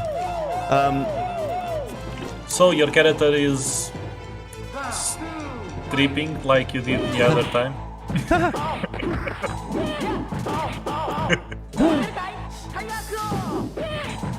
I swear I was just that guy before, wasn't I? Yeah, there's like a couple of these games, isn't there? It's like a franchise or a series. Yeah, I think this is actually like the third one. I think that there's where we go. Oh, this isn't the... Oh, right, because it's perfect, right? So there's just World Heroes and then World Heroes something else and then this. Yeah, but this was the only one that I played. Never Okay. played the other ones. Again, it feels like there's a little bit of the smoothness to some of the other ones, you know, isn't there. But perhaps it's because it's probably, it looks like an older game than, say, a King of Fighters 95. Yeah, I get what you mean. It probably is an older game that was on a different board, you know. So sometimes I find it difficult to. That's why I like to know what if I can. It doesn't have to be the real thing, but if I can play the original version somehow, I like to. So it'd be interesting to go and try this on my Arcade Stick Pro. I don't know if you've heard of those. Is that like a arcade stick console that you just yeah. So it's like a Mega Drive Mini, but for the Neo Geo. But it's like a massive white arcade stick, which is actually really good quality. And I think you can use it if you need an adapter to use it with certain other consoles. So, is that a pirate, by the way? Oh yeah, good point. That was the whole reason. Where's the pirate? Or at least a stage with a pirate. I need to win a few stages. Oh no, who am I now? Someone that looked a bit like God. Him again. Yeah, no, I think it is Golden Axe the Duel. I think it just doesn't work. I'm pretty sure I've put that game in before. Okay, so we need to do another stream. Yeah, we need. We'll do like a duel. We'll do a whole like. We'll start where it features. You know, is this guy meant to be God? Because he's got like the hand of God, the hand of gold. Oh, he's got a nice fireball, which is obviously how you do a fireball in any other fighting game. Oh. But yeah, I call myself like beginner to intermediate at fighting games. I'm not complete beginner. I don't just bash buttons. But what I find I do now, I know how to make the special moves happen on most games, is I focus too much on just the special moves and not the basics of like blocking and when to attack and things like that, which is all very important, you know. And I've learnt a few little sort of basics of any fighting game off various people. Like, do your quickest attack first and just try it. I can't remember what it's called. Like, I said it was called prodding or something, but I don't think it's called that. But it sort of works on the basics of the movement. So if I make a movement, it's their turn next, because I can't make two straight after each other sort of thing, you know? That would be more like a Virtua Fighter, though, where the movements are slower. Oh, what was that about? He's like showing off his... Okay, fair enough. He's like, oh, yep, forgot to put my pants on. Okay, this is getting too X-rated, man. Yeah, well, I do have the little button push where we're not supposed to be... We're meant to be family friendly, but I sort of relaxed it to the point where if someone swears and it's on the mic, it doesn't really matter, because it just doesn't. But the funny thing with this, I think this is the first stream in a very long time that nobody's said anything in the chat. Usually, like, the chat, at least somebody says, like, hello, unless I've not set it up properly. It is annoying. It's like a constant worry that my computer's going to update the driver for my mic. It basically gives it the wrong one. It just decides to give it this other one that just doesn't quite work properly. But it worked. Muscle, yeah, let's be him. Muscle. But yeah, this does kind of feel like a 16-bit, but an arcade 16-bit, if that makes sense. Like just the way it moves. But oh, I like the sonar beeps. Oh, that was cool. He's got like he's like a wrestling. He's like Mickey Rourke then, sort of. Oh, or Hulk Hogan.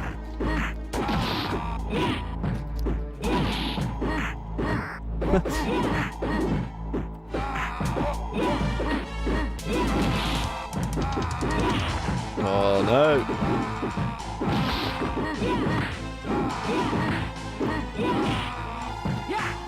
Have you ever beaten, because I know you like your Virtua Fighter, have you ever beaten Virtua Fighter 2 on anything but beginner? Or easy mode? No, and even that is a challenge. Yeah, see, I can't do normal mode, and it really annoys me. That was the first Saturn game I really tried to get good at. I was, before all of the Shiros and the Junkyards and all the Facebook groups, the first thing I communicated with was, I think it's called the Saturn if you type Saturn UK in, it'll come up with this like forum, which is kind of old school. And I just got chatting to people in there, shared a few pictures of what I was doing, saying, oh, thanks for letting me join. And I started a bit of a thread about Virtua Fighter 2, people giving me different advice, saying, oh, you need to assign the buttons, so you've got 6 buttons, you shouldn't use 3, and people saying, you know, just tips in general. And then I disappeared from there because I got into all the Facebook stuff and forgot about them. And then when I went back to check, I forgot. They said, oh, we had a whole tournament without you here, and you got us all into it and stuff, so I missed my chance. Wow. Yeah, but I like that I had that impact on them, that they went ahead and did it, which they said, oh, we've had Virtua Fighter tournaments in the past, where I'm assuming they just sort of, they did it with Sega Rally, and I think I did put a time through for that. I did put a time in saying... We used to have community challenges in the Saturn Junkyard Facebook group. Yeah. Where we play a game for like a month, I think, and then we would share our best scores or yeah, that's cool. lap times or whatever, depending on the game. Actually, I don't think we have done that in a while. No, I mean, I think Gaz Cormac wanted to do actual golf. He wanted to, like, everyone to play a round of golf, but no one wanted to do it. Oh. But I think I was really into Sega Rally and Virtua Fighter 2. I think I had those because I had, whoa, that's weird. This music track's like way louder than the other ones. Strange. I think because you could get, like, I did start off with the best intentions. Like, I bought just a PAL Saturn and an Action Replay as cheap as I could, and I used my Retrobit wireless controller, and I had, I think I just used an RGB cable right into the back of not old telly, but a 20-year-old HD ready TV, you know, and it looked okay. It was as good as I thought it could look. And but then obviously I was playing Virtua Fighter 2, which I think cost me like £5, the PAL version, and same for Sega Rally, and I just played the crap out of those, and then I sort of started going mad, realised there was this whole Japanese library, probably from listening to podcasts, and found that I'd buy a few of those for £10 and they'd be in perfect condition. And then I bought myself the Saturn I'm using now, the grey Model 1, and then eventually my latest Saturn I bought was a white one, just because I really wanted one. And the first one I got was cracked when I got it in the mail, which is horrible. I got all my money back for that. But yeah, I can't see a pirate. Janine? No. There's a Nazi officer, so there's that. Oh. Right, I'll just have a little bit more of a go on this. But, well, in the meantime, I have to go. It's almost 8 p.m. over here, and I mean, we're on the same time zone. Sorry, that's. Oh, so it's 9 o'clock for you. That's the habit because of the. That's cool. So, what do you do for a job then, Nuno? If you don't mind me asking. Oh, no problem. I work in what you can call a justice of peace. Although I think there's something like justice of the name. peace. Yeah, there's something with that name in the US, not sure about the UK, but I don't know if it's exactly the same thing or if it's a different thing with the same name. Is it like looking after people's interests, sort of thing? It's basically a court of law. But okay. We have a more limited range of kind of subject matter that we deal with. We don't do criminal stuff. We only do civil stuff, like debts and stuff like that.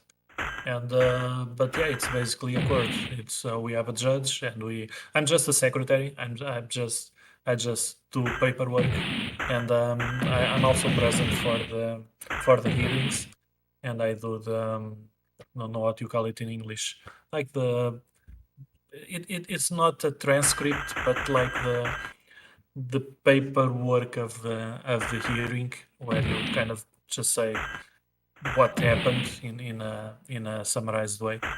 I have a hard time explaining it better than this because No, that's I really like because I like the vocabulary of this very specific thing.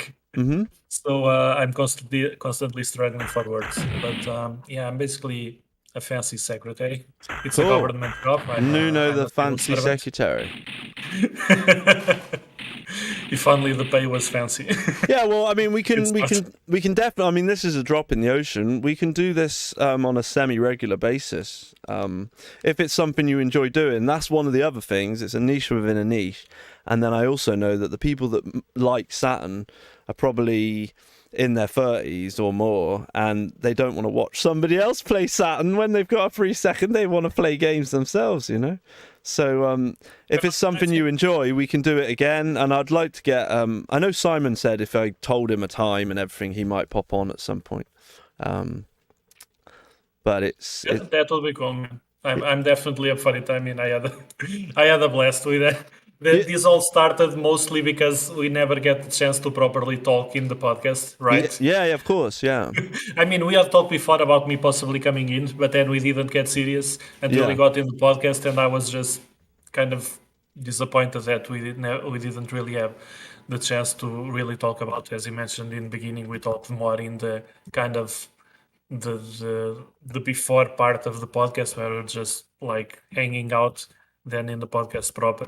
Yeah, so, of course, yeah. Yeah, we've now been speaking for, I don't know, almost 2 hours, probably. I think about an hour, flew. over an hour, yeah, like maybe an hour, 20 minutes, hour and a half. But that's fine. I mean, it's, like you say, it's nice to have somebody else say, like, because I do everything I do, I try and do it well. So I think with stuff like this, it's funny, like, it annoyed me quite a lot trying to get it set up today.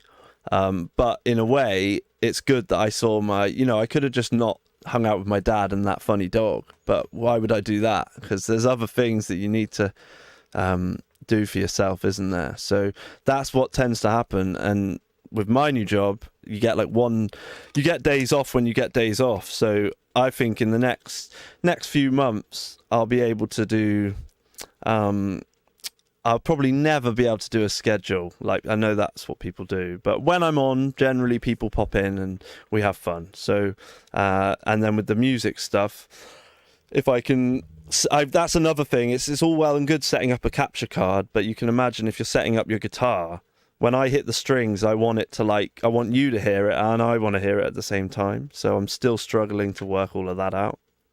But hopefully, I want to do that too. I might even do it'll just literally be me, and then I'll take questions and give people, I could do live lessons, all sorts of rubbish, you know. But that would probably be a way to make some money rather than doing this. Well, anyway, I got to go. But I'm grabbing you by the collar. I'm like, no, you can't leave. But no.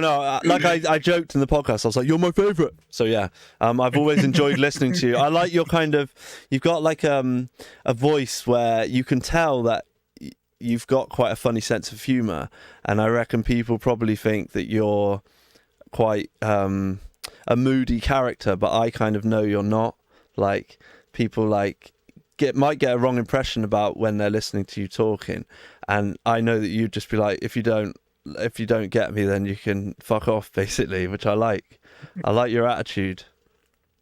I just made a whole profile. I've just profiled you. I just profiled you without permission.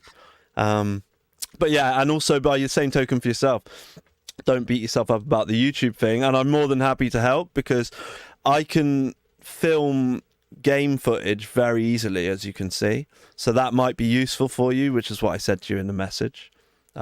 If you had a game that you wanted to do and you just didn't want me chatting all the way over it, just the game, I can do that for you if that's something, because I've got an OSSC, it's 1080p, it's all up the wazoo, you know, so it'll look pretty sweet. If that's something you want to do, we can chat in Messenger. Okay. And we'll talk about it. Yeah. Are you having your tea now? Are you have your dinner? Dinner, man. What are you having for dinner? Probably just leftovers. Leftovers are great. They always taste better the next day, man. I'm too tired. Just nuke those noodles. Yeah. All right, dude.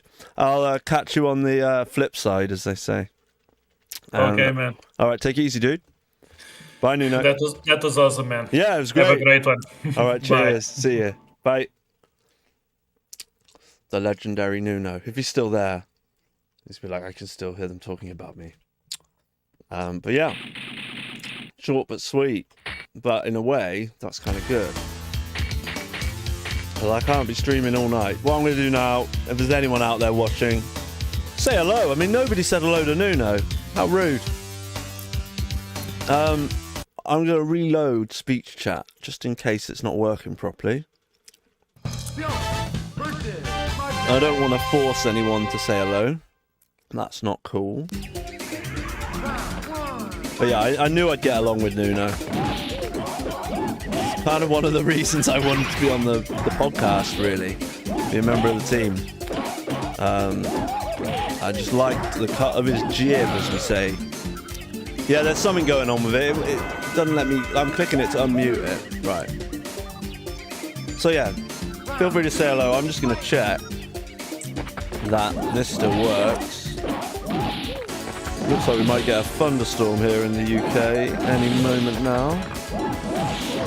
Stream Elements. Okay, so that works. You can tip me here. https:// Right, what I'm gonna do- streamelements.com/thesaturnjunkyard/tip.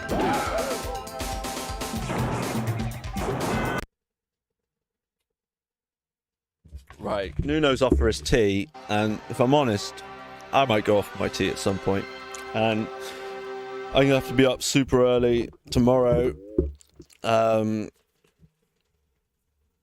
bit strange having I'd rather have had my day off in the middle of the week than the first day of the week. The second day of the week, sorry. And we did have some technical difficulties as well, which is a shame. But my computer just decides to install different drivers to the mic that I actually have, this Blue Yeti here, which causes me problems, because if I want to take a break and go to the Be Right Back, you just can't hear it, I don't think. If you are out there, say hello and say, yeah, I can hear you chatting about Xenocrisis and playing it, because I'm not sure you can. For whatever reason, I can't hear it. If you can hear it, then that's fine, but I should be able to hear it as well. So, Dark Legend, we tried that. What do I want to play? We've had... Nuno's picks was kind of... I should have just kept letting him pick games, but I just kept chatting a load of rubbish about myself. But never mind. House of the Dead, no, we're not going to play that. Heart of Darkness. Henry Explorer's Lunacy. I'm just going to play... I kind of feel like playing a fighter that's just a little bit more... Got that a little bit more to it. We could try Sega Touring Car Championship. There's so many. Tell you what.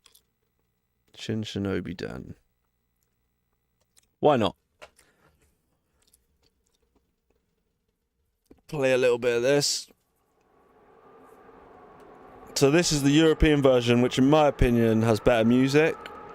The one time that the PAL copy, the PAL audience, those in the Europe, won, if you like. Well, this might be the same music. It's weird having live action videos in a Shinobi game. And it's like digitized graphics, which is kind of odd, but it doesn't bother me. I think it works quite well. What was it Sega Lord X said about this? He said the first level is incredible, and then it never gets any better than that. Like, the whole first level is really good, and then the rest of the levels just aren't as fun. Whether I agree with him or not, I don't know, because I've not got that far into the game. But yeah, I guess this is cool that they have this. We had a spike in viewers then, and it disappeared again. It's probably because I'm not watching and Nuno's not watching.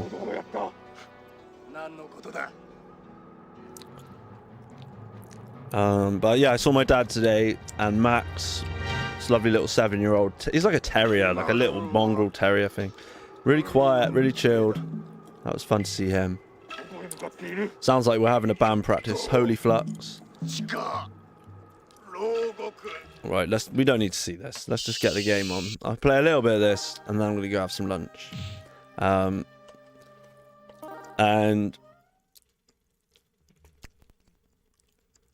Yeah, I think this is I mean, streaming was... I'm going to have to, like, you know, I'm going to maybe stream once or twice a week. That's going to be a lot.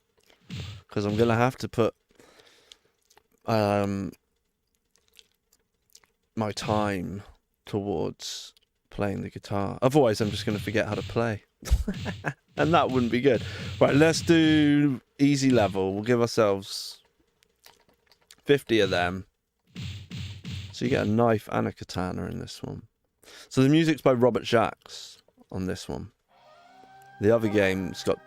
The Japanese-American version's got different music. There's nothing wrong with it. Right, let's have a look. So... I should be watching my own stream as well. But I'm not. We should have had a follower party when we went over 131.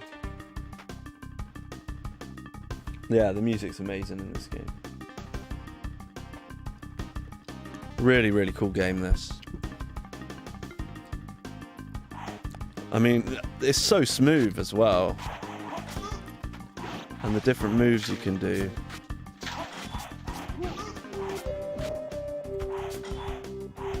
I think you can shoot the blades back at them. Yeah, look, there you go. That's cool, isn't it? Just take them out like that. Oh, we don't get anything for that, do we? Do we have a double jump in this game? Yeah, we've still got the double jump.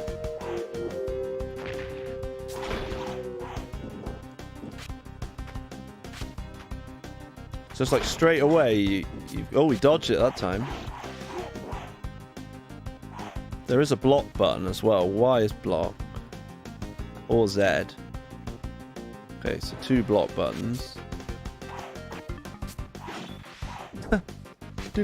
Oh, and we've got knives as well. How many knives? So you get loads of katanas. Oh.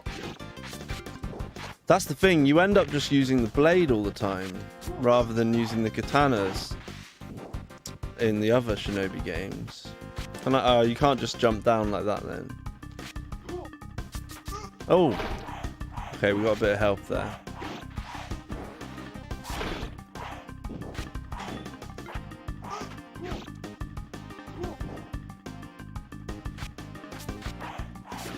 There is... Oh, that's the bit. Yeah, so if you duck, you can kill... They can kill each other.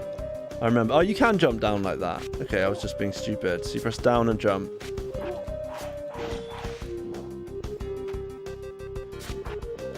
Yeah, so if you time it right, they should hit each other. Oh, he didn't hit his buddy. So I'm doing really bad just because I'm trying to figure out the control. But like the blade is... Oh, what's happening now? I have no clue what's going on. Okay, something happened. Maybe I'm like invincible or something. Oh, and you can run by double tapping. So there's a whole host of new controls.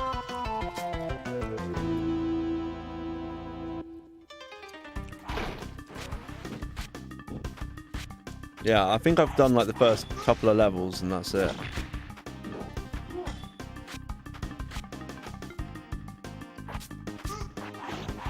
Maybe the music on the first level in the other game's better.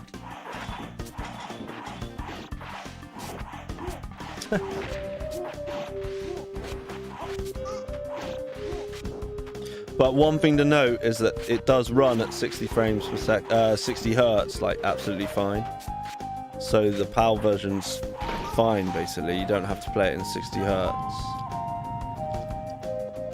In 50 hertz, sorry. You know what I mean. I'm not too sure what that does to my character, but... Am I just like super badass now? What happens if I run and jump? Oh! Yeah, you just don't seem to use the katanas because you've got the sword. It's like, why would I want to throw stuff at them when I can just... Oh, actually, I've got those too. I've got these like supercharged versions of them. Oh, I got him with the bomb.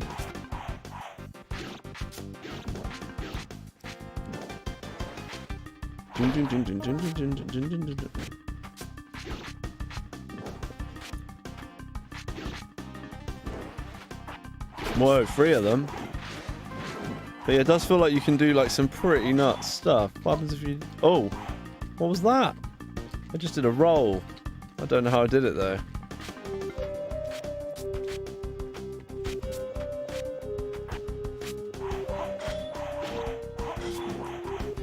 What? Ridiculous. Oh! Okay, I did something else without meaning to. So I can just attack all the trees if I want to. Oh, that guy's a bit jumpy. Gotta get used to... Right, I don't know how I did that, but... Maybe there's a roll. Can the trees fall on them? No. Oh! That really screwed me over.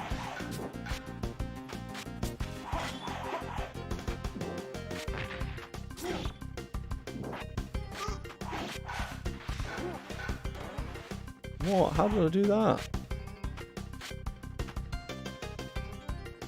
So yeah, I don't actually know all the mechanics of this, but...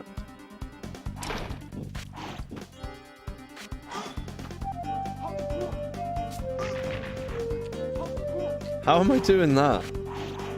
Okay. Oh no.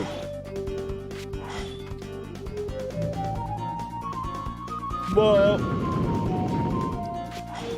It's nearly gone, isn't he? Surely. Oh.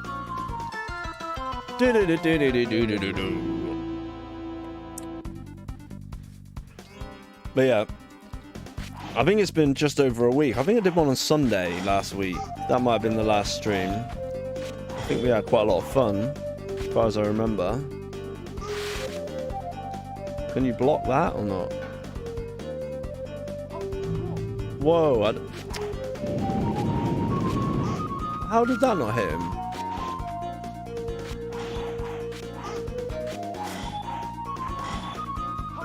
The boss is nearly done now, surely.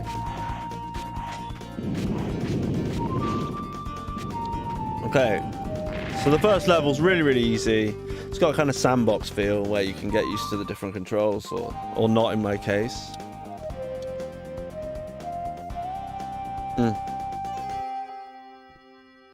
But yeah, that was cool.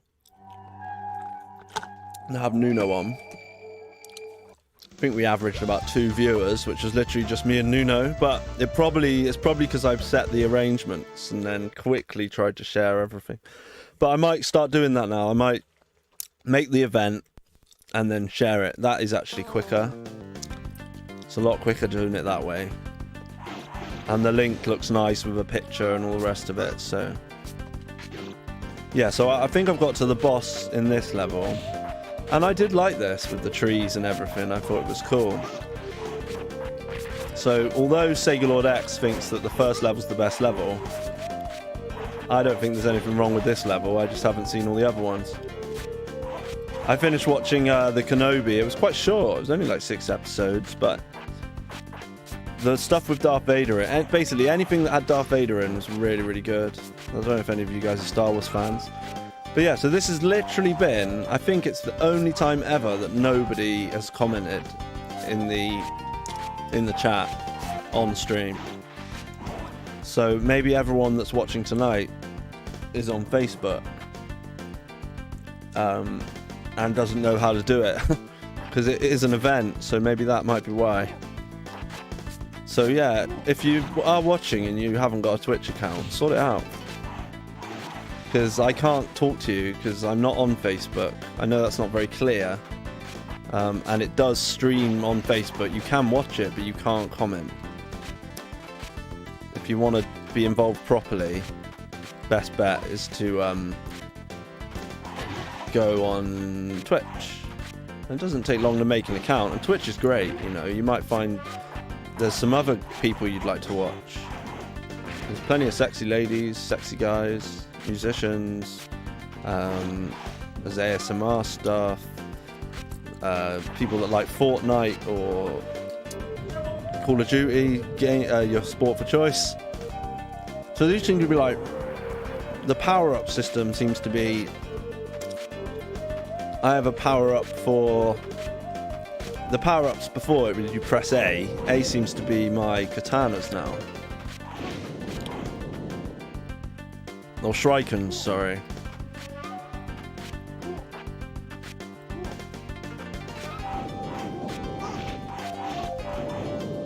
But yeah, I was cooking some chicken thighs. And I just they're in the oven. They're basically finished. I just need to finish them off. But that was stressful today, getting ready for Nuno. I'm glad it worked out and we actually got to have a little chat. And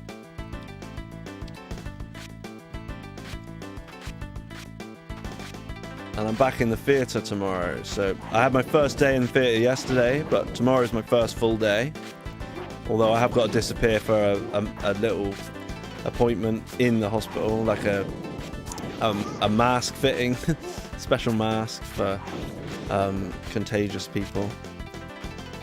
So I can't eat anything after like 7 in the morning or something. So an hour before you have to have not had anything to eat or drink. Or brush your teeth and things like that. So that's why I need to get up super early, because I don't want to not eat till 10 o'clock. That would suck. Oh. I love how they're like in the trees. I think this is a really cool level. And graphically, this game is pretty kick-ass, to be honest. The digitized graphics, they're not that digitized. Oh, I have beat this guy before. I love that you can hit his stars back at him as well.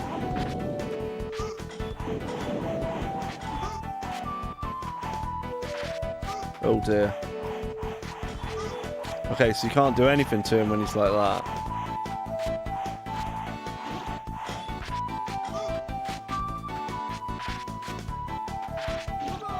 Ah. You got me. Right, I'm going to call it there, guys. I know it's been short and sweet. One of the shortest streams. But I was delayed. And I've got loads of stuff to do. But hopefully I'll catch you guys on the weekend. If not, one night this week if you're lucky. Possibly, you know, I could do a Wednesday or Thursday evening. We'll see. But yeah, I guess thanks to Nuno, and shame nobody popped in and said hello, but never mind. There's a first for everything. Right. Take it easy, guys. See you later.